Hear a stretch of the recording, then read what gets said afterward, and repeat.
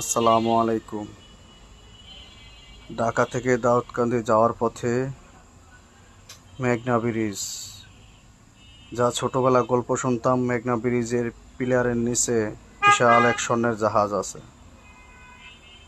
ওটার জন্য নাকি মেঘনা ব্রিজ ডুলে। গল্পই রেখে গেল, আর গল্প বাস্তব হলো না, আর দেখলাম না। যাই হোক, বিআরটিসি যাত্রাবাড়ি বাস ডিপোর দক্ষ চালক জুয়েল রানা সেই মেঘনা ব্রিজের বৃষ্টির সময় যাচ্ছি, কখন জানি খবর পাই মেঘনা ব্রিজের নিচে স্বর্ণের জাহাজ দেখা গেছে।